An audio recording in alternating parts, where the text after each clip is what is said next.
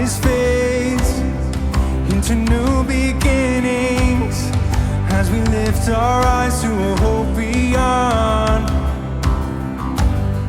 All creation waits with an expectation to declare the reign of the Lord our God. We will not be moved when the earth gives way, for the risen one is overcome. And for every fear there's an empty grave, for the risen one is overcome. Now the silence breaks in the name of Jesus, as the heavens cry, let the earth respond. All creation shouts with the voice of triumph to declare the reign of the Lord our God.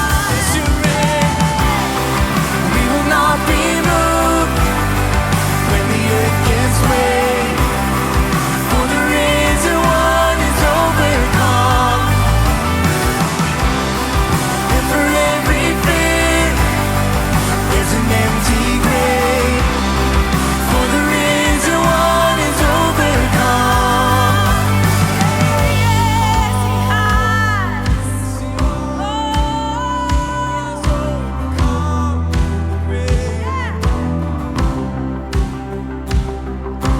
He shall reign forever, strongholds now surrender, for the Lord our God has overcome.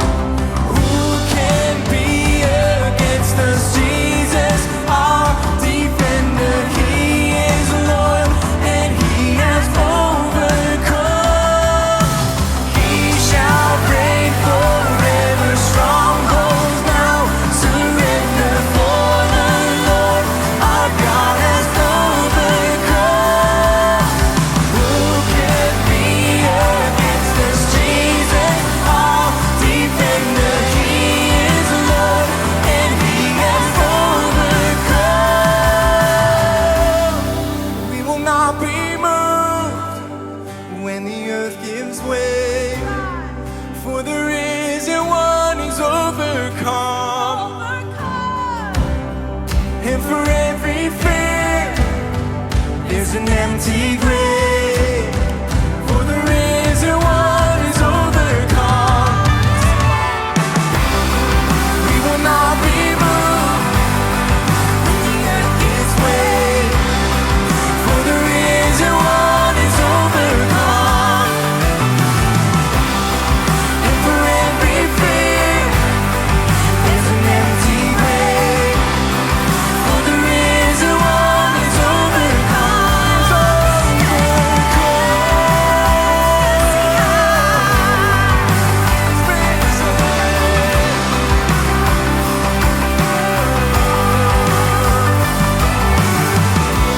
Yes, our God.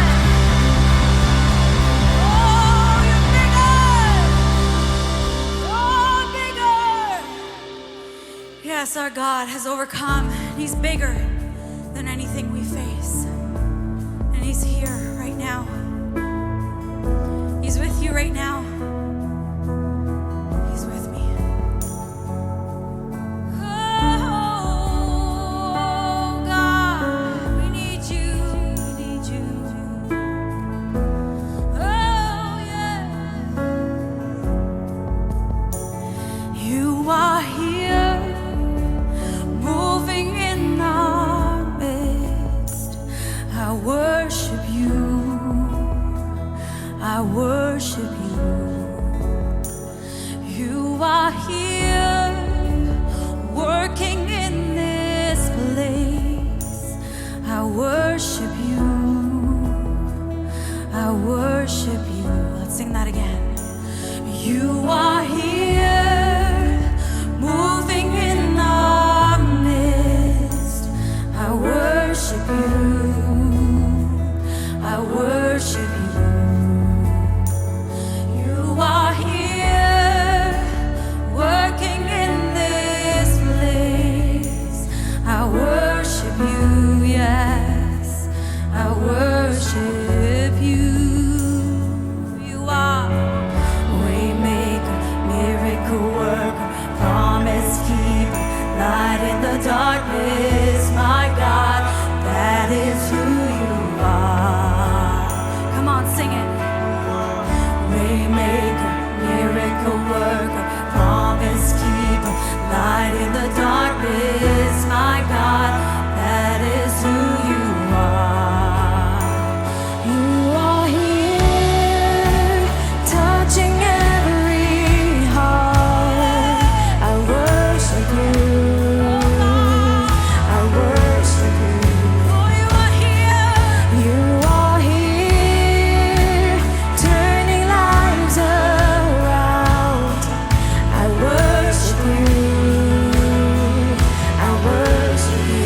Sing, you are here. You are here, mending every heart. I worship you. I worship you. You are here, mending every heart. I worship you. I worship you. Waymaker, miracle worker, promise keeper, light in the darkness, my God, that is who you are. Yes. Waymaker, miracle worker, promise keeper, light in the darkness, my God, that is who you are. That is who you are. That is who you are. That is who you are. That is who you are. That is who you are. That is who you are. That is who you are. That is who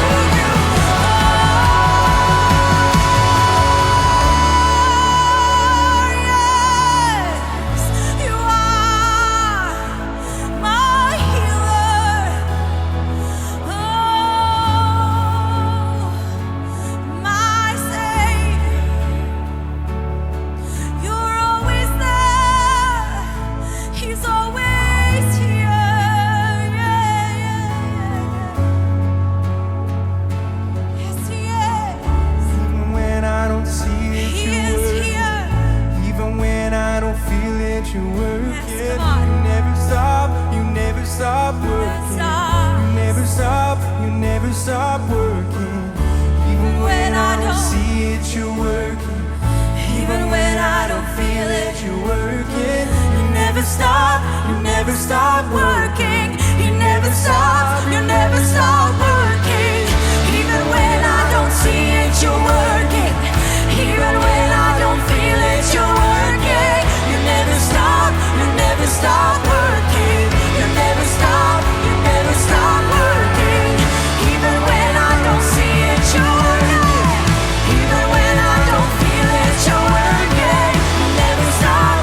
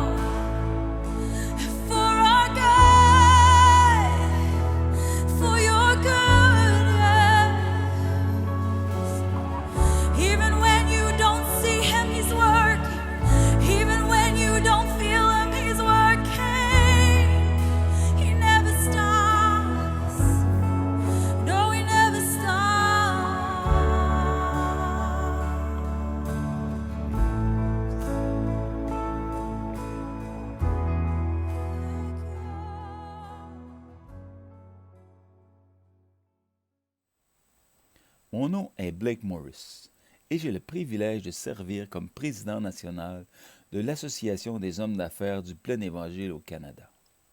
Je vous souhaite la bienvenue ce soir, alors que nous célébrons notre Seigneur, celui qui ouvre le chemin, celui qui tient ses promesses, qui fait des miracles. Il est la lumière dans les ténèbres, et on peut dire ensemble, c'est ce que tu es. J'espère que vous êtes excités ce soir, car je le suis. C'est notre premier congrès national en mode virtuel. C'est aussi le 60e anniversaire du FGBMF au Canada.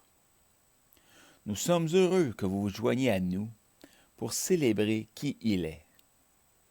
Notre conférencier principal est Richie Seltzer, qui sera présenté dans quelques minutes. On a demandé à notre directeur national représentant la région du Québec, Denis Côté, qui va aussi partager comment il a connu Richie avant de le présenter. On a aussi demandé à d'autres personnes de se joindre à nous et nous espérons que vous serez bénis par ce programme. Remettons maintenant cette rencontre à notre Créateur qui a rendu tout cela possible. Merci Père de cette opportunité que nous avons de célébrer Jésus-Christ, celui qui ouvre le chemin, notre Sauveur, notre Seigneur, notre Rédempteur et même notre ami. Oui, tu es tant de choses pour nous. Nous te louons ce soir, nous te soumettons ce temps, nous te demandons de nous parler, de nous attirer plus près de toi et par ton Saint-Esprit, révèle-toi tangiblement à tous qui regardons ce soir. Dans ton merveilleux nom que nous prions. Amen. Bonjour, mon nom est Jim Christian de Saskatoon en Saskatchewan. Et c'est mon privilège de vous parler de mon ami qui est venu dans ma vie. Il m'a donné l'espoir, la paix, la joie et qui m'a parlé de l'éternité et de la vie éternelle qui sont pour tous. Je vais commencer par le début. J'ai grandi principalement à Saskatoon, en Saskatchewan, et j'ai joué au baseball, au hockey jusqu'au niveau junior. Après un conflit contractuel avec mon équipe junior, qui ont refusé de m'échanger, j'ai perdu une opportunité de jouer dans des niveaux supérieurs. Jeune homme, c'est ça que je voulais faire. Et j'étais découragé à cause de cela. Je n'avais pas vraiment d'autre but dans la vie. J'ai alors dérivé dans la drogue, de l'alcool. J'ai perdu la vision de la joie de vivre. À ce moment, je déménage en appartement avec deux gars, un qui a une vie plutôt désordonnée et l'autre qui est chrétien. Il était né de nouveau, rempli de l'esprit, parlant en langue. Je ne comprenais rien de cela, mais j'étais curieux. Surtout, comme j'ai dit, mon nom de famille est Christian. Alors, je lui ai dit, mon nom de famille est Christian. On va sûrement bien s'entendre. Et il me répondit qu'il y a plus que cela. Alors je lui demande de m'en dire plus.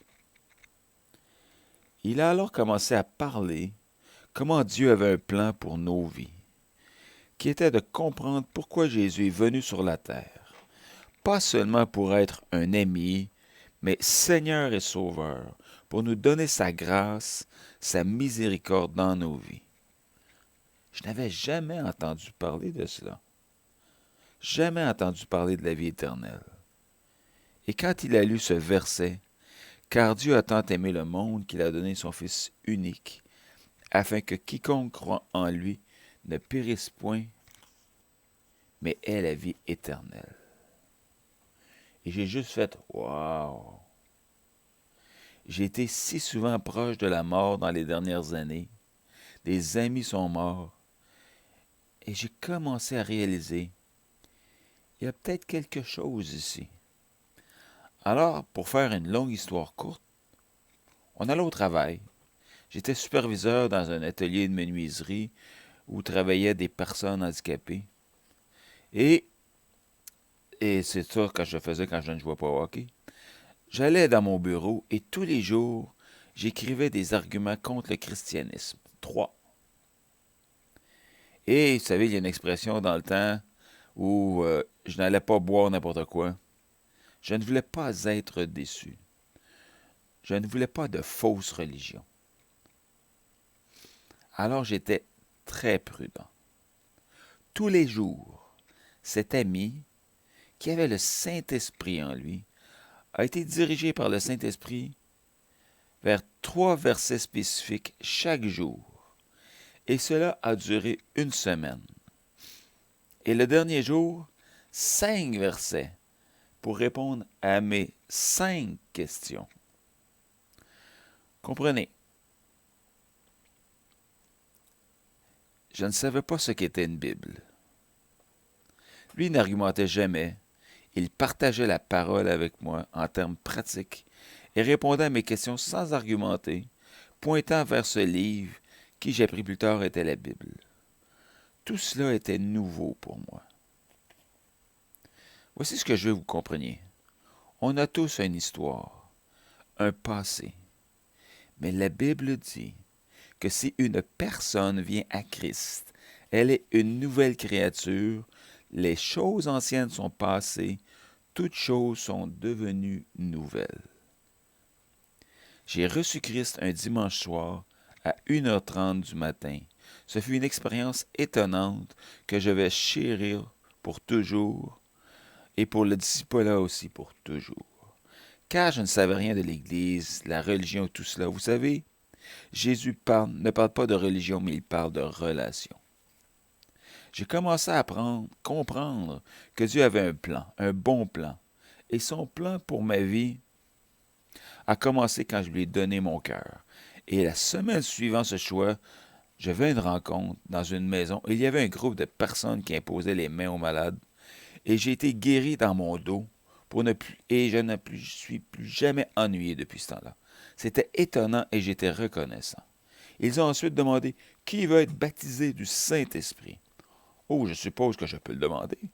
Alors ils ont prié pour moi et j'ai été rempli du Saint-Esprit, commençant à parler en langue, dans ce langage de prière que je ne connaissais pas. C'était différent et avec les années, tu en mesures la valeur. Ce que voulait dire, ou tu en mesures ce que ça voulait dire. Les disciples dans la Bible ne pouvaient faire l'œuvre de Christ sans le Saint-Esprit. Depuis ce jour, nous avons vu Dieu faire tant de choses merveilleuses dans la vie des gens et dans nos vies.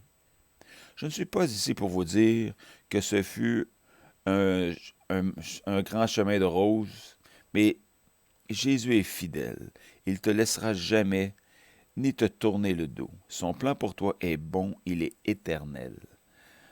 Et je prie ce soir qu'en entendant mon témoignage, que Dieu l'utilise pour allumer une étincelle dans ta vie et que vous réalisiez que nous sommes tous là nous avons tous besoin de Dieu, de Jésus, la puissance du Saint-Esprit dans nos vies. Et il est le seul qui peut amener ce changement qui durera pour toujours. Que Dieu vous bénisse. Je prie pour que vous connaissiez mon ami ce soir. Ce sera la meilleure chose qui pourrait vous arriver. Que Dieu vous bénisse.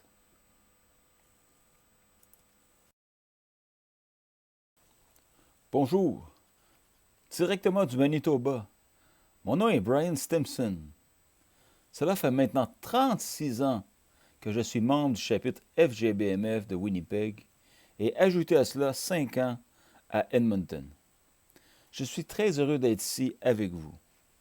Je veux partager avec vous pourquoi je suis membre depuis si longtemps et pour ceux qui ne sont pas encore membres, de considérer de devenir membre d'un chapitre. Il me vient à l'esprit 4 attributs caractéristiques. Le premier point, le plein évangile aujourd'hui est comme dans le temps des apôtres, les actes des apôtres, où nous voyons des guérisons, des miracles et les dons du Saint-Esprit. Le deuxième point à considérer est l'unité du corps de Christ dans l'association du FGBMF. J'ai expérimenté la joie de rencontrer des hommes qui viennent de différentes églises, de différents milieux. Le troisième point, la rencontre elle-même. C'est un endroit agréable pour inviter un non-croyant à entendre des témoignages comment l'Évangile a changé leur vie. Ces expériences ne peuvent être mises en doute, le changement drastique d'une vie, mais la doctrine, elle, peut être discutée. Le 4e point, sur ces 40 ans, je ne peux que parler de la merveilleuse communion avec les hommes. Et surtout, dans les moments difficiles que j'ai pu vivre personnellement, cette communion fut merveilleuse. Tout cela est le résultat d'une vision donnée par Dieu à un homme qui s'appelle Démos Shakarian il y a plusieurs années. Il priait sur ses genoux, il s'est senti élevé en esprit. Il voyait des millions et des millions de personnes, des gens le visage atterré comme morts. Et puis ensuite, ayant crié à Dieu sur leur état, il les vit, les mains dans les airs, les yeux brillants, joyeux, en communion, hommes et femmes, frères et sœurs à travers le monde. C'est cela l'Association des hommes d'affaires du plein évangile, sous l'acronyme anglophone FGBMF, maintenant dans plus de 132 pays à travers le monde. L'Évangile doit être prêché tous les jours quelque part dans un chapitre. On le voit, le résultat aujourd'hui de la société qui s'éloigne de Dieu depuis des dizaines d'années. Que ce soit nos associés, nos amis, membres de nos familles, qui cherchent une raison, un sens à la vie, et quelquefois au mauvais endroit. Cela me rappelle une chanson populaire il y a 30 ans de Steve Green, « Les gens ont besoin du Seigneur ». Cela décrit leur état et voici quelques paroles.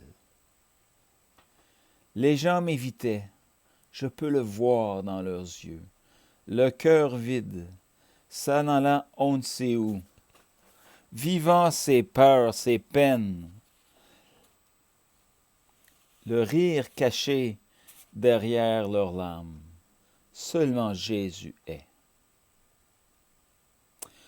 Le but premier de l'Association des hommes d'affaires du plein évangile est de nous aider, les membres, nous, à toucher ces gens dans la détresse, tous ces non-croyants qui ont besoin d'entendre parler de Dieu. Pour terminer, j'ai le plus grand respect pour l'association. Vous vous demandez combien cela coûte pour devenir membre? C'est 1 café par semaine durant une année. Alors soyez bénis. Merci de m'avoir donné ce temps.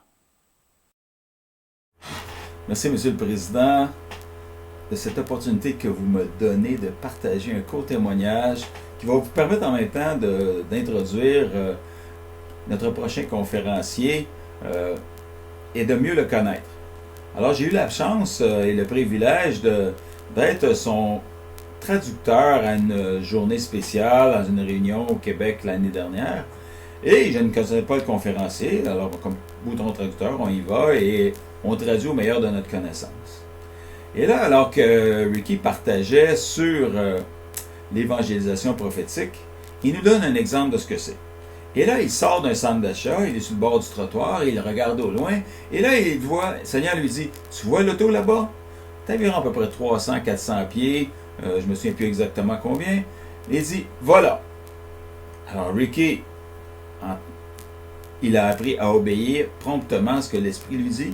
Il se rend vers l'auto, et rendu à une cinquantaine de pieds de l'automobile, il l'entend. Ça criait dans l'auto, c'était bruyant. Et il y avait 2 personnes, dont une des 2 personnes était un skidden, un gros monsieur. Il dit, si lui sort de l'auto, je vais prendre toute une volée. Et obéissant, sachant que toute chose est dans les mains de Dieu, il se rend jusqu'à l'auto, il cogne à la fenêtre de l'automobile et l'homme est en train de descendre la fenêtre et il sent toute la colère, la haine qui était dans l'auto et qui s'en vient maintenant sur lui. Et là, il crie, « Seigneur, Seigneur, Seigneur, Seigneur !» Parce qu'il ne savait pas encore qu'est-ce qui allait se passer. Et là, à ce moment, jamais en retard, à ce moment, le Seigneur lui dit, demande-lui qu'est-ce qui va se passer pour sa fille. Alors, il explique au couple que Dieu l'a envoyé venir à leur auto pour leur poser cette simple question. Qu'est-ce qui va se passer avec votre fille? Et là, ils se mettent à pleurer. Ils expliquent, après quelques moments, qu'ils avaient fait un pacte de suicide, mais qu'ils se demandaient ce qui allait se passer avec leur fille qui restait. Et là, tellement touchés de la révélation de Dieu dans leur vie, ils donnent leur vie au Seigneur. En même moment, il y avait un jeune homme qui suivait Ricky pour apprendre comment faire de l'évangélisation prophétique. Extraordinaire l'exemple. Et là, lui, tout excité, il cherche quelqu'un dans le stationnement. Il trouve une personne dans le stationnement, court avec cette personne. Monsieur, monsieur, monsieur. Il court parce que la personne ne se retourne pas. Il court. Et finalement, il la rejoint dans le stationnement. Et vous savez, ce qu'il dit, c'est que si vous ne savez pas quoi dire, donnez votre témoignage. Et à ce moment, lui, il partage le témoignage de ce qu'il vient de vivre avec les deux personnes dans l'auto, le pacte de suicide, etc. Et là, l'homme se met à pleurer. Il s'en allait se suicider. Alors, voyez comment le Saint-Esprit a tout agi.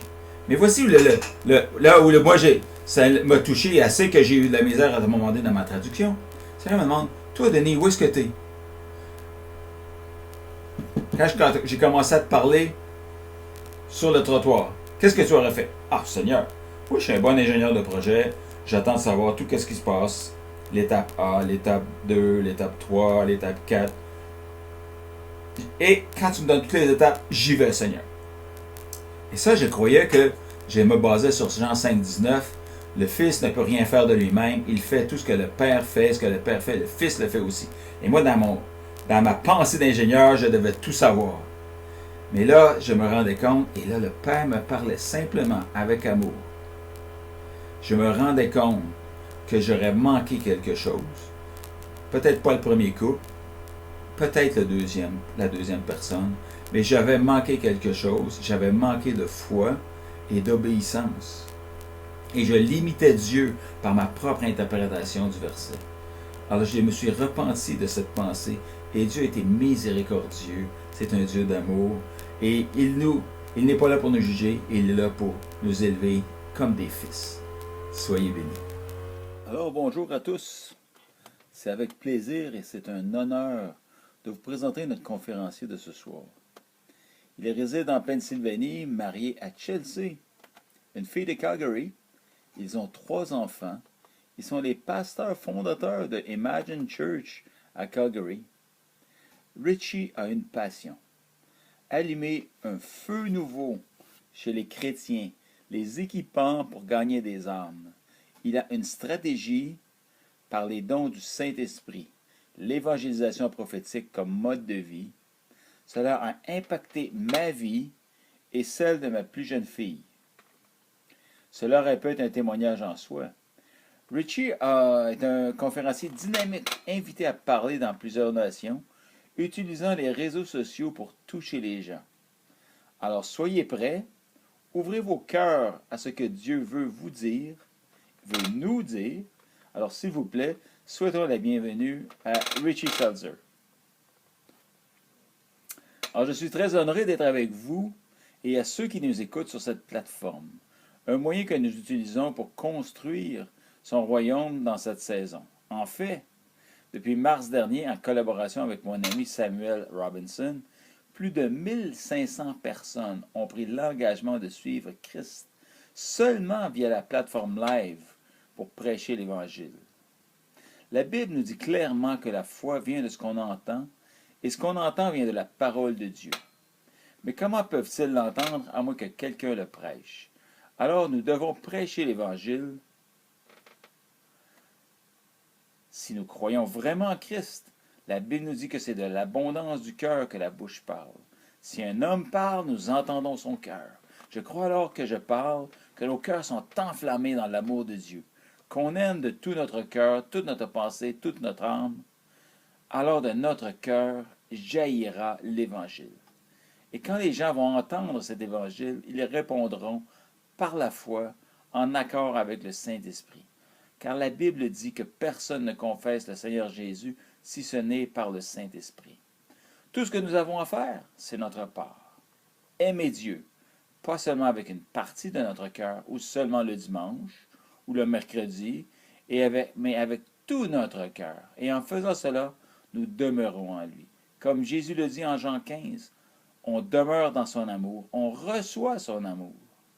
Un Jean dit que nous l'aimons car il nous a aimés le premier. Notre manquement à évangéliser dans nos vies vient du résultat de ne pas être capable de recevoir ou de croire à son amour pour nous. Quand nous regardons la croix, nous voyons que Dieu nous aime assez pour donner sa vie pour nous. Il ne peut rien faire de plus que donner son Fils unique pour nous, convaincre qu'il nous aime. Et qu'il est ressuscité des morts, nous en avons des témoignages. Ce qu'il nous reste, c'est de le croire, que nous avons été pardonnés et à cause du sang de Jésus, nous pouvons aller dans sa présence en tout temps et recevoir son amour. Recevoir son amour continuellement. Recevoir son amour comme le courant d'une rivière passant au travers de nous et nous le partageons. Et c'est ici que mon histoire commence. J'ai grandi dans un petit village de Virginie où tu pouvais lancer une roche et accidentellement tu pouvais frapper 3 églises. Des églises, il y en avait partout. Des pancartes avec Jésus partout. Mais ce n'est pas parce que tu vois ces pancartes partout que tu connais Jésus. Tu peux connaître beaucoup de choses à propos de Jésus, mais sans connaître Jésus. Ma famille connaissait beaucoup de choses à propos de Christ. Mon père a grandi dans un milieu baptiste. Il savait à propos de Jésus. Il nous en parlait à sa manière. Il était en feu pour Dieu. Il croyait en Dieu, mais c'était plutôt culturel. Ma mère, elle a grandi dans un environnement religieux, mais à chaque fois qu'un problème arrivait dans nos vies, elle était dépendante, alors que nous avions une rotation de différents pères, parce que mes parents ont divorcé quand j'avais l'âge de 2 ans. J'ai donc eu plusieurs figures paternelles qui entraient et sortaient de ma vie. Et quand les choses allaient mal, on allait à l'église de temps à autre. Et plus tard, elle m'a expliqué pourquoi, à l'âge de 14 ans, enceinte, sa mère l'a forcée à subir un avortement. Et à cause de cela, elle croyait qu'elle irait en enfer, et d'aucune façon, elle pourrait être sauvée. En allant dans ces différentes églises, cette impression a été renforcée parce qu'elle était divorcée. C'est comme s'il y avait un grand D majuscule dans sa vie et ça la disqualifiait. Elle avait alors cette pensée, je ne serai pas sauvée, j'irai en enfer, mais je peux au moins m'arranger pour que mes enfants soient sauvés. Alors on allait à l'église parfois et j'avais une certaine compréhension. Ça venait des cours bibliques qui étaient donnés dans les écoles du dimanche. Et vers l'âge de 11 ans, j'ai entendu ce simple message de l'Évangile donné dans la période de Noël. Le pasteur prêchait simplement le message de l'Évangile, ce message de Noël. Des fois, on complique la puissance de l'évangélisation, mais l'Évangile lui-même est une puissance de Dieu pour le salut. C'est ce que Romain dit, « Je n'ai point honte de l'Évangile, car c'est la puissance de Dieu pour le salut de quiconque croit. » Alors que ce simple message était prêché, j'étais convaincu dans mon cœur que j'étais un pécheur, même à l'âge de 11 ans, et j'avais besoin du salut. J'ai donné ma vie à Christ. Et je crois qu'en étant sauvé de cette manière, je comprenais, ce que j'avais compris, c'est que j'avais mon billet pour aller au ciel. Et pourquoi cela? Parce que c'est l'exemple que j'avais reçu. Une gang de personnes qui croient en Christ, mais qui vivent de la façon qu'ils veulent. Ils allaient à l'église parfois, mais ils ne vivaient pas une vie dynamique, en feu, en amour avec Dieu. Cela ne faisait pas partie de leur vie de tous les jours. C'était une chrétienté culturelle dans laquelle j'ai grandi. Ensuite, vers l'âge de 11 ans, jusqu'à l'âge de 18 ans, j'ai participé à plein de choses qu'un enfant sans père peut faire. La drogue, la boisson, les parties, me tenant souvent avec les mauvaises personnes. De plus, j'étais un joueur de football populaire, avec les filles et tout ce qui vient avec. Mais à l'âge de 15 ans, Je me suis fâché. Ma mère s'est séparée d'un homme qui était une figure paternelle dans ma vie. Je suis tombé encore plus bas dans les parties. J'étais fâché, j'ai commencé à me battre, me faisant la réputation d'un batailleur. Pour ensuite arriver à sécher mes cours à l'école, je faisais des choses qu'on ne doit pas faire. J'ai commencé à voler dans des maisons et avant l'âge de 18 ans, j'avais déjà commis 18 infractions. J'entrais et je sortais des maisons pour enfants juvéniles et j'étais hors contrôle. Et plus tard dans cette année, j'ai été éjecté d'une automobile à travers le pare-brise. Ça a requis 96 points de suture sur mon genou gauche. Ça a brisé mon rêve de jouer un jour dans la Ligue nationale de football ou au moins au collège. Alors me voici, brisé, mes rêves anéantis. Les filles maintenant gardent leur distance. Pourquoi cela m'arrive? J'avais un sentiment de désespoir. Mais j'ai obtenu un travail comme peintre dans une compagnie. Le propriétaire est un chrétien. Une des compagnies de peinture les plus profitables de la région. Alors, on me met avec une première équipe de travail, mais les gars là étaient des toxicomanes, prenaient de l'amphétamine, du crack, et j'étais avec cette équipe, ça me menait dans une mauvaise direction, et je me préparais même à déménager avec un gars qui était aussi toxicomane.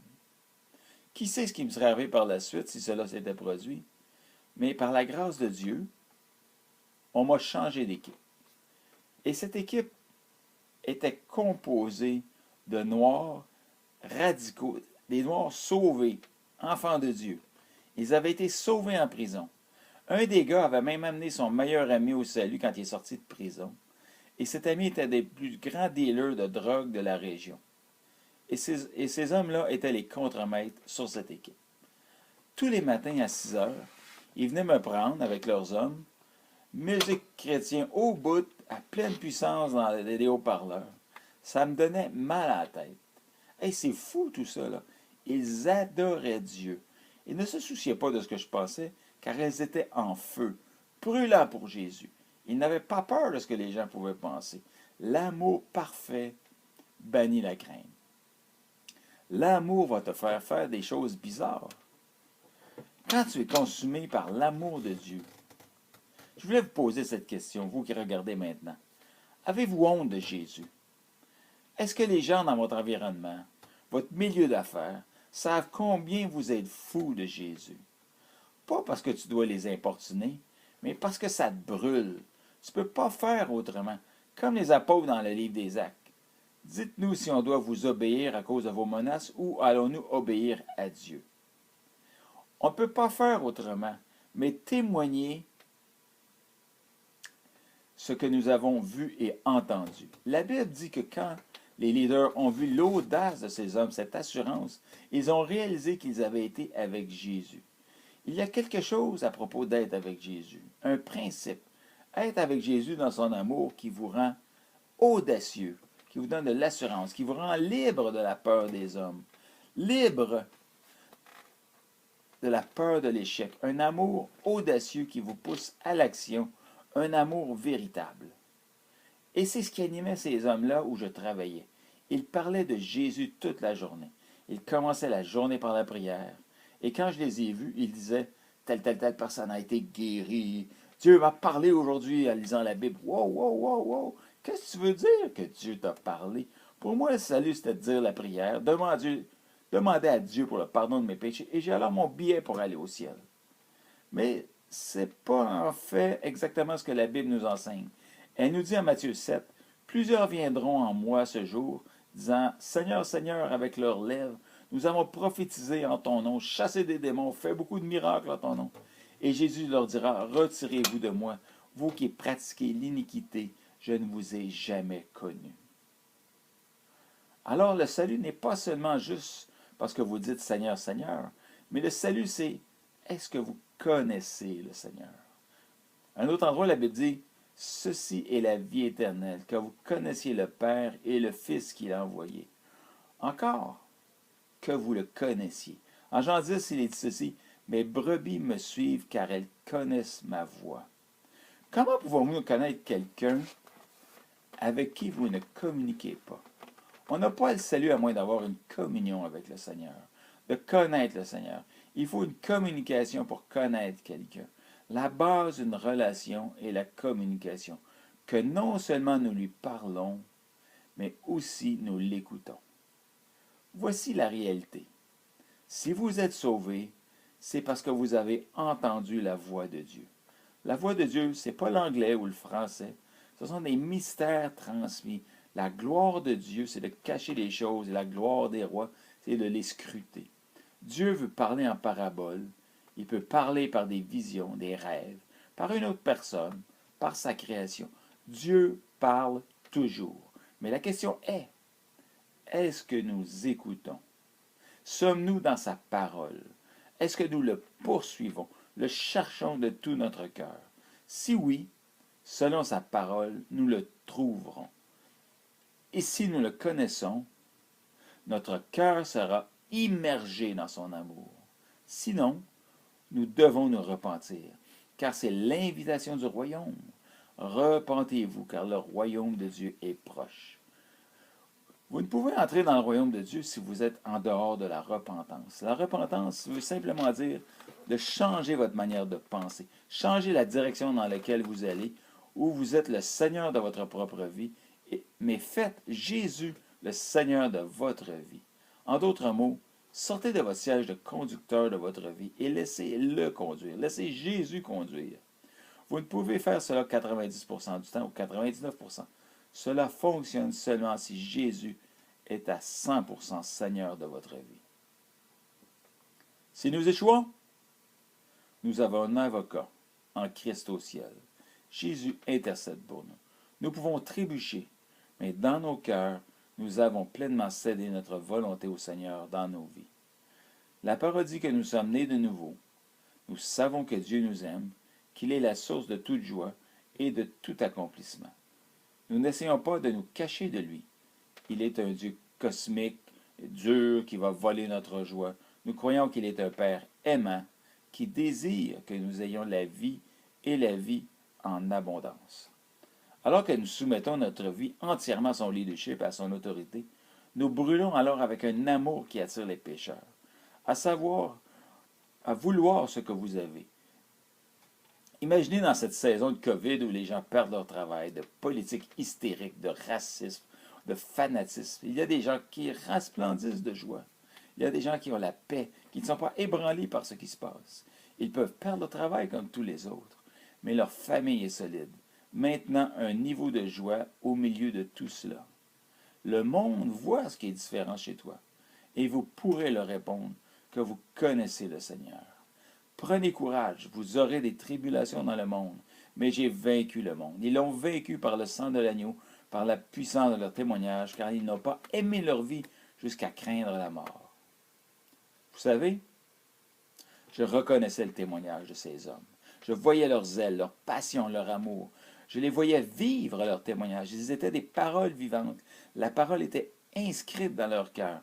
Ils vivaient l'amour de Dieu qui était d'aimer Dieu de tout leur cœur, de toute leur âme, de toute leur pensée, et aimer leurs voisins comme eux-mêmes. Alors que j'étais témoin de tout cela, quelque chose a pris vie en moi. Et je me souviens, je traversais le pont, comme le pont que vous voyez en arrière de moi, le pont Conan, en Virginie, là où les Américains ont fait l'indépendance avec l'aide des Français. En traversant ce pont, j'ai eu la vraie liberté. Je pouvais voir le soleil se lever le matin et le coucher du soleil à la fin de ma journée, à mon retour du travail. Et pendant 3 jours d'affilée, il me semblait que cette beauté n'était que pour moi. Et j'ai alors réalisé, Dieu a créé tout cela. Dieu a créé cette rivière pour un but. Et j'ai alors pris conscience qu'il m'a aussi créé pour un but.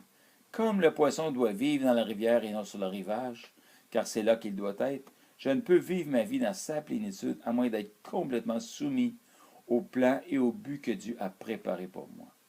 Soudain, je réalisais que j'étais assuré de vivre pleinement en me soumettant à sa souveraineté et à son plan pour ma vie. Je lui ai dit alors, Jésus, je te donne toute ma vie. Maintenant, je m'abandonne à toi. Je suis faible, je ne peux le faire par mes propres forces. Je te fais confiance maintenant. Je remets ma vie à 100%. Guide-moi, aide-moi. J'ai prié dans ce sens sans me rappeler les mots exacts. Et soudainement, j'ai eu l'impression comme s'il y avait 10 000 gallons d'amour liquide qui me remplissaient. Et immédiatement, je suis né de nouveau. À partir de ce moment, j'étais sur le périple de chercher Dieu de tout mon cœur. J'ai alors rencontré un homme du nom de John Downey dans une église baptiste. Dieu m'a dit d'aller à une église baptiste. Il m'a dit que chaque dénomination a une gloire différente. Et si tu as des yeux pour le voir, tu vas recevoir leur gloire. Plusieurs pensent que leur dénomination, leur église seule, est la vraie, et que les autres sont dans l'erreur et qu'on ne doit pas les écouter. Ils ne réalisent pas que la rivière de Dieu n'est pas dans juste une dénomination, mais que Dieu a déversé différentes parties de la révélation dans tout le corps de Christ. Mais si on a des yeux pour le voir, nous recevrons la gloire de chacun de ces mouvements. Alors il m'envoie chez les baptistes. Et quand les baptistes se rencontrent, ils mangent. Il y a toujours quelque chose avant et après. Et j'ai dû apprendre à propos de manger avec la famille de Dieu. J'avais une famille que Dieu me donnait, des pères, des mères. Et j'ai rencontré cet homme qui devint un père spirituel pour moi. On l'appelait Pop. Il avait une passion pour la parole de Dieu. Et j'ai mémorisé plusieurs versets avec les baptistes. Ils ont une passion pour la parole. Ensuite, Dieu m'a appelé à un ministère pour les jeunes avec YWAM qui s'appelle Youth in a Mission. Il vous donne, en arrivant, un livre de Lauren Cunningham. Est-ce vraiment toi, Dieu? Et c'est en anglais. C'est un livre à propos d'entendre la voix de Dieu. Je fais alors la rencontre de cet homme, Sean Downey. Et lui, il a été radicalement sauvé en Californie. Lui, il était dans un groupe de musique à l'école, il jouait du rock, et lui, c'était le bassiste. Son groupe avait gagné une compétition en Californie, et cela lui ouvrait des portes pour devenir des vedettes. Il pouvait avoir toutes les filles, devenir riche. Mais pourtant, il était déprimé au point de vouloir se suicider. Son plan était de prendre son auto, de rouler le plus vite possible et de frapper un muret de béton sur l'autoroute. C'est ce qu'il s'enlignait pour faire alors qu'il prend de la vitesse. Soudainement, il y a une petite pinto rouge sur l'autoroute qu'il coupe. Une grand-mère qui était au volant, puis il y avait un collant en arrière du pare-choc qui était écrit « Jésus le chemin, suivez-le ». Ben, c'est ce que j'ai fait. J'ai décidé de suivre ce char à travers Los Angeles. Et là, à l'arrêt, on arrive à un parc de planches à roulettes. Je ne sais pas si vous vous rappelez ces vieux parcs-là avec les rampes en bois. Il y avait plein de jeunes. Et en haut d'une des rampes, il y avait un gars avec un microphone. Cela avait capté mon attention pendant à peu près une minute. J'ai ensuite essayé de chercher la madame dans l'auto qui m'avait coupé. Et je voulais savoir pourquoi elle avait fait cela. Mais ni l'auto ni la dame, je n'ai pu les voir. Ils avaient disparu. Alors je suis sorti de mon auto et je suis allé vers cet homme au microphone dans le parc. Il prêchait l'Évangile et j'ai donné ma vie au Seigneur. Alors j'ai rencontré, comme je vous disais, Sean, pendant qu'il donnait son témoignage. Vous savez, le témoignage de Jésus et l'esprit de prophétie. Avec qui avez-vous partagé récemment à propos de votre expérience du salut? Pas seulement comment vous avez été sauvé, mais aussi à propos de votre vie après avoir été sauvé. Comment il vous parle, il vous soutient, comment il vous aide dans votre business. Quel est votre témoignage de marche avec le Seigneur?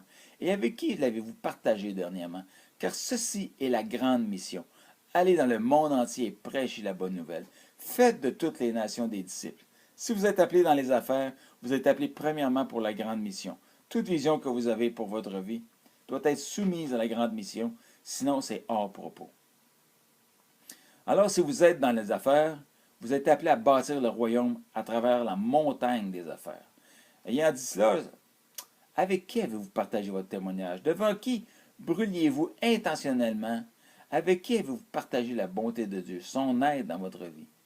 Si votre cœur brûle pour le Seigneur, cela va changer quelque chose. Cela va relâcher un esprit de prophétie dans votre compagnie quand vous témoignez de ce que Dieu a fait dans votre vie. Cela crée une atmosphère pour le prophétique. À YWAM, on nous apprenait à entendre la voix de Dieu. De façon intentionnelle. Il nous lisait le psaume 139. « Je suis une créature merveilleuse. Tes œuvres sont des merveilles. » En Jean 10, Jésus dit, « Mes brebis entendent ma voix. Elles me suivent car elles me connaissent. » Car vous pouvez entendre la voix de Dieu. Demandez-lui alors quelles sont ses pensées. Il en a des millions. Demandez-lui pour quelques-unes de ses pensées pour vous et écrivez-les. J'ai commencé à faire cela. Mais je me suis même demandé, est-ce que j'entends Dieu ou est-ce que c'est seulement moi? Est-ce mon imagination ou c'est parce que j'espère avoir quelque chose? Comment je peux être sûr? Alors j'ai pensé, il y a une université près d'ici. Et ils ne sont pas gentils avec moi. Je vais y aller, je vais demander au Seigneur quelles sont ses pensées pour d'autres personnes et leur demander si cela fait du sens. Ils me diront si je suis fou ou non. Alors je vais à la cafétéria sur un des campus et je dis, écoutez, le psaume 139 dit que Dieu a formé dans son sein de votre mère, plutôt il va former dans le sein de votre mère, ses pensées sont plus nombreuses que les grains de sable. Il vous aime, et en Jérémie 29, il a pour vous des projets de paix et de malheur. Et en Jean 10, mes brebis entendent ma voix et me suivent. Je connais le Seigneur et je peux entendre sa voix. Mais je suis en formation. J'apprends à entendre sa voix. Je suis comme un bébé dans cela. Je ne comprends pas toujours ce que Dieu veut dire, mais j'ai un cœur pour l'écouter. Puis-je pratiquer avec vous? Puis-je demander au Seigneur quelles sont ses pensées pour vous? Et là, il y a une fille qui me regarde d'un air ahuri. Et là, je commence à lui partager ce que je crois que Dieu dépose sur mon cœur. Et là, elle a commencé à pleurer. « Comment peux-tu savoir tout cela? Moi, rien. Mais, moi, excusez, comment peux-tu savoir tout cela? Moi, rien. Mais je connais celui qui le sait et il t'aime tant. Il l'a partagé avec moi afin que tu saches qu'il est réel, qu'il se soucie de toi. Je lui partage alors l'Évangile et elle donne sa vie au Seigneur. » Ça a été le début d'un chemin dans l'évangélisation prophétique. Car c'est ce que 1 Corinthiens 14 dit. Aspirez au don spirituel, mais surtout à celui de prophétie. Avant cela, il dit, si je n'ai pas l'amour, je suis une cymbale qui retentit. Le contexte est l'amour. Et il ne nous dit pas que c'est un amour au détriment des dons. Après tout ce chapitre sur l'amour, il nous dit d'aspirer au don spirituel et la prophétie, nous expliquant ensuite pourquoi. Car si un non-croyant entend révéler les secrets de son cœur, il pourra dire que Dieu est présent et ils donneront leur vie à Christ.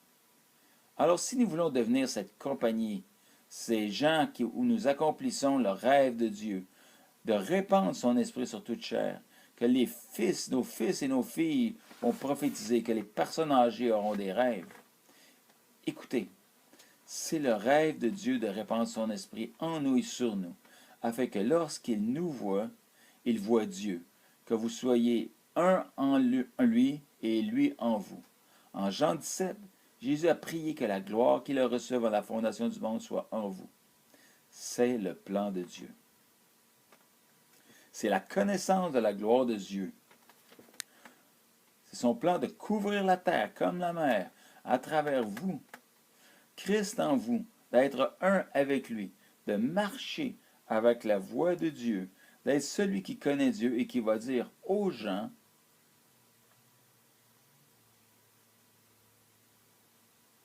ce que vous entendez, ce que vous sentez. Pas seulement partager le message, mais être le message. C'est cela. C'est cela. Entendre sa voix pour nous et pour les autres. Nous devenons la rivière de Dieu qui coule à travers nous. C'est pourquoi Jésus a dit en Acte 1, « Allez à Jérusalem et vous recevrez la promesse du Père. Vous recevrez une puissance, celle du Saint-Esprit survenant sur vous. Et vous serez mes témoins à Jérusalem et jusqu'aux extrémités de la terre. » Je crois que ceux qui sont à l'écoute maintenant, que vous avez besoin de demander au Seigneur le baptême de puissance, que vous recevrez la promesse du Père, qu'il va vous remplir avec puissance afin que vous prophétisiez, que vous imposiez les mains aux malades et ils seront guéris comme Pierre en acte 2, rempli du Saint-Esprit. Il a commencé à prêcher l'Évangile et 3000 personnes ont été sauvées. C'est le même Pierre qui avait renié Jésus 3 fois, mais ensuite qu'il reçoit le Saint-Esprit et il leur dit, « Vous avez crucifié le Seigneur, vous avez fait cela. » Et avec audace, avec assurance, il leur lance l'invitation et plusieurs donnent leur vie à Christ. On le voit ensuite dans Acte 3. Il exhorte les gens en leur prêchant l'Évangile avec assurance. Puis en Acte 4, il répond avec assurance encore devant les menaces des hommes. Et plus loin, il prie pour annoncer la parole avec encore plus d'assurance. Et les lieux ont tremblé. Les gens ont été remplis du Saint-Esprit. Et là encore, il est dit qu'ils annonçaient la parole de Dieu avec assurance. Dieu travaillait avec eux, confirmant sa parole par des signes, des prodiges et des miracles. Je vous le dis, Dieu continue à le faire, à travailler à travers vous, dans vos business. Et je vais prier maintenant pour ceux qui ne marchent pas avec le Seigneur. Vous ne le connaissez pas, votre cœur est devenu froid. Écoutez, cette invitation est pour vous aujourd'hui. Revenez à Dieu, pleinement, de tout votre cœur. Ceci est la repentance. Que vous entendiez ce message, ceci est là, le temps kairos de Dieu. Pour toi, aujourd'hui, comme Billy Graham, cet évangéliste, le disait, même si tu vivais 99 ans, la vie est courte, comme l'herbe des champs. Nous sommes ici aujourd'hui et partis demain. Rien ne garantit le lendemain. Vous avez peut-être perdu votre temps jusqu'à maintenant, mais vous voici aujourd'hui, par la grâce de Dieu et sa miséricorde. Il vous a donné la vie, et si Dieu touche votre cœur maintenant, je veux vous encourager à vous tourner vers Dieu, rapidement, en vous mettant à genoux, ou peu importe où vous êtes, dans un geste d'humilité, à genoux, face à terre, car Dieu fait grâce aux humbles, mais résiste aux orgueilleux. Et maintenant, dans vos propres mots, reconsacrez votre vie à Dieu, à le suivre à 100%, all in, toutes vos pensées, tout votre argent, vos rêves, votre famille. Seigneur, je te fais confiance avec tout ce que tu m'as donné, ma vie entière. Je m'engage à te suivre et poursuivre la destinée que tu as pour moi. Et c'est le plaisir de Dieu de te remplir avec son esprit et accomplir son but pour ta vie.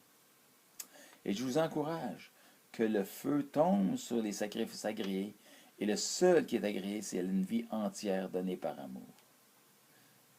Jésus a dit, si quelqu'un veut me suivre, il doit prendre sa croix et me suivre. Il doit donner sa vie. Celui qui veut sauver sa vie va la perdre, et celui qui la perd pour moi la trouvera. Vous devez pleinement perdre votre vie afin de la trouver pleinement. C'est un échange. Alors je vous bénis dans le nom de Jésus, et nous te remercions, Père, nous te donnons nos vies, nous te faisons confiance. Que tu complètes l'œuvre que tu as commencée en nous. Nous t'écoutons. Alors prie avec moi. Seigneur Jésus, je te donne pleinement ma vie. Remplis-moi avec ton Saint-Esprit. Remplis-moi de ton feu. Remplis-moi de passion. Le feu du premier amour. Et que je sois en feu pour prêcher l'Évangile. Dans le nom de Jésus. Amen.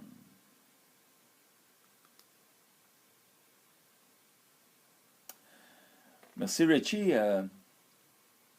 On voit que ton message a beaucoup porté sur les gens d'affaires, pour les gens d'expérience. Mais pour tous ceux qui ont des enfants, pour tous ceux qui pleurent de voir leurs enfants qui sont dans là où ils ne sont pas, où comme parents on est toujours inquiet pour eux. Et souvent c'est par notre propre comportement, en tout cas je peux parler pour moi, qu'on les a éloignés de Dieu. Comment Dieu peut changer cela? Je dirais ceci.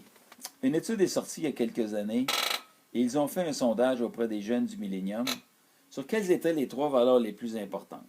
Il y avait une grande liste pour choisir et majoritairement, c'était l'authenticité qui en ressortit. Les jeunes n'aiment pas le faux. Ils n'aiment pas une fausse religion. Ils veulent la vraie affaire. Ils veulent savoir si Dieu est réel, si Dieu peut faire des choses dans leur vie. Est-ce que Dieu se soucie de moi? Est-ce que Dieu se soucie des problèmes du monde? Et je veux vous encourager, ne soyez pas religieux. Montrez que le feu brûle dans votre cœur. N'entrez pas dans la condamnation, vous réalisez que vous avez fait des erreurs dans le passé. La condamnation ne change personne. mais la conviction, oui. Alors si Dieu te convainc de revenir à ton premier amour, faites en sorte d'être vrai. Père, on prie pour la jeune génération, qu'elle puisse voir Jésus, le vrai Jésus, le connaître, et que nous soyons là manifestant ta présence en nous, que nous soyons un exemple à suivre. Et pour les plus jeunes, que personne ne méprise ta jeunesse, mais courez après Dieu de tout votre cœur, toute votre âme et pensée, et soyez un exemple pour les jeunes autour de vous. Et entrez dans votre destinée. Vous avez été créés par Dieu, pour Dieu. Et si vous vous soumettez pleinement à son plan, il va vous utiliser pour amener le réveil dans le monde, comme il l'a fait avec les disciples. Dieu a commencé avec 12 apôtres, il peut le faire avec vous. Soyez bénis dans le nom de Jésus. Merci Richie d'avoir partagé avec ton cœur. Pour ceux qui se sont joints à nous plus tôt, voyez derrière moi cette image des chutes Niagara. Et jusqu'à aujourd'hui, j'ai eu le privilège de vivre à quelques kilomètres de ce qui est pour moi une des plus belles merveilles du monde. Évidemment, l'humanité étant la plus merveilleuse. Parlant des chutes, je pouvais voir cette brume le matin monter des chutes. Il est intéressant, il y a quelques années, un ami qui restait à environ 10 minutes des chutes m'a dit qu'il n'avait jamais pris le temps d'aller voir les chutes personnellement. De la même manière, en écoutant ce témoignage ce soir, vous avez peut-être entendu parler de Jésus plusieurs fois. Il est tout près, frappant à la porte de ton cœur, mais vous n'avez jamais pris le temps ou répondu à l'invitation pour qu'il vienne dans ton cœur ou lui demander pardon afin de le connaître personnellement. Comme cette personne qui reste proche des chutes sans jamais aller les voir, quelle tragédie! Mais c'est une plus grande tragédie de ne pas prendre le temps de connaître Jésus comme son sauveur personnel. Toute votre éternité dépend de cette décision, de l'accepter ou de ne rien faire.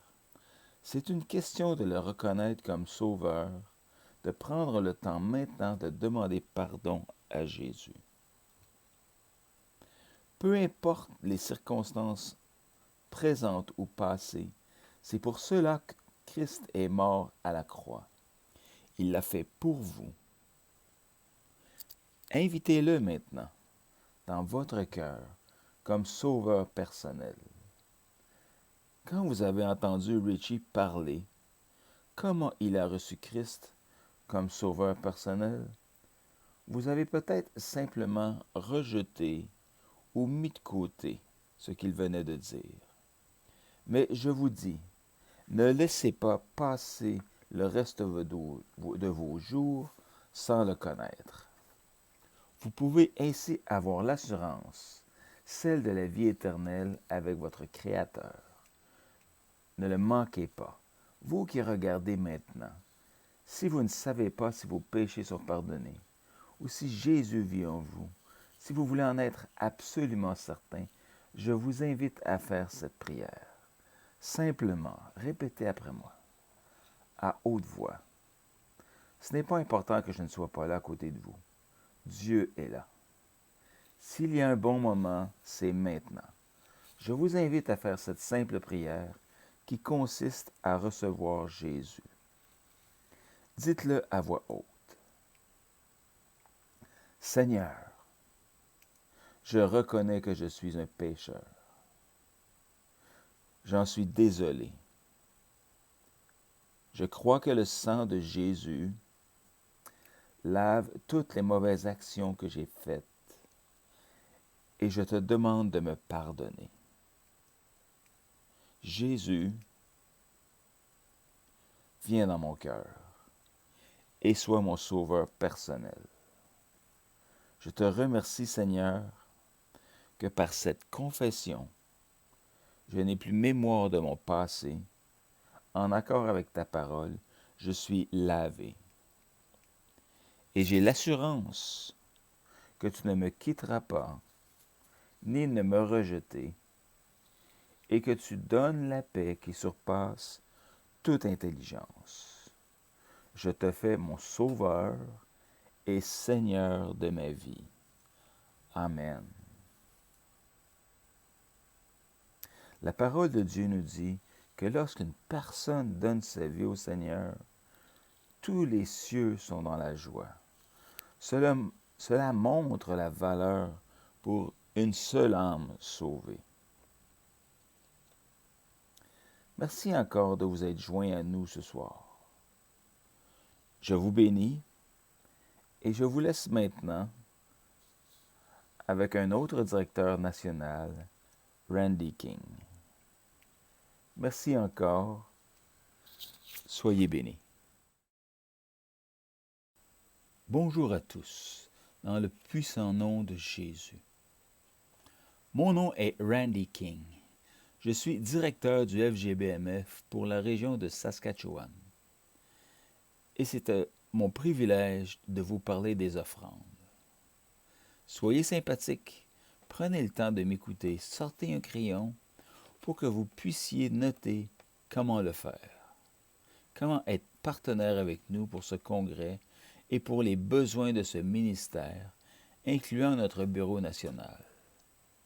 Vous savez, nous payons un seul salaire, qui est Yvette, notre gérante du bureau national. Toutes les autres personnes sont bénévoles, ne prenant aucun revenu de quelque sorte. Et nous avons un objectif de recevoir 15 000 $. On pourra payer les frais pour cette convention, les honoraires des conférenciers, et aussi couvrir nos besoins qu'on a au Bureau national, tels que les livres « Les gens les plus heureux », qui est écrit par notre fondateur, Nemosh Shakarian. Aussi, on parle de la vision intensifiée et aussi de remplacer notre ordinateur, payer nos frais généraux, incluant le salaire de la gérante. Prenez le temps d'écrire comment vous pouvez contribuer à ce ministère.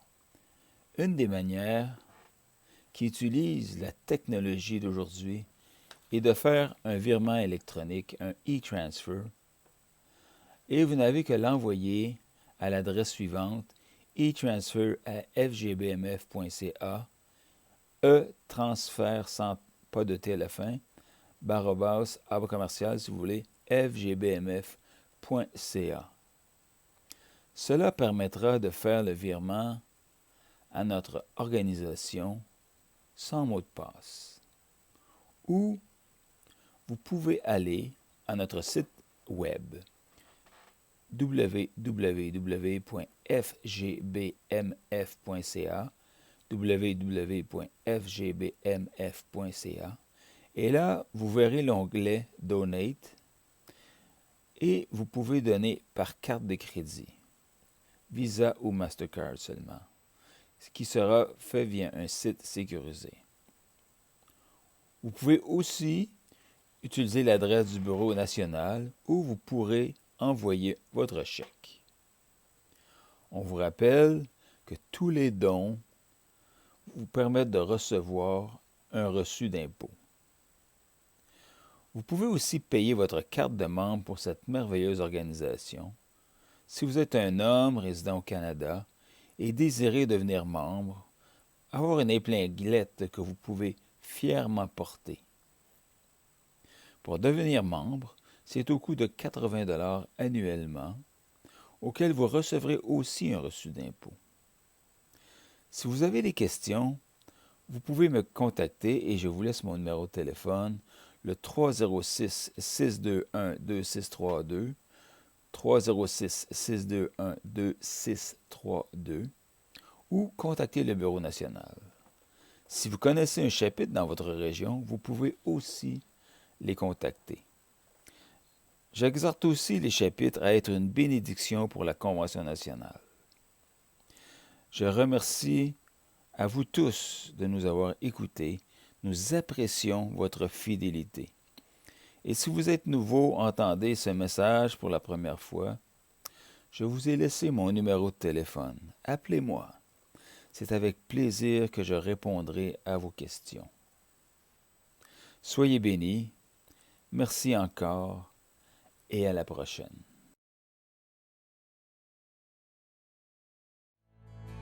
I love you, Lord. Oh, your mercy.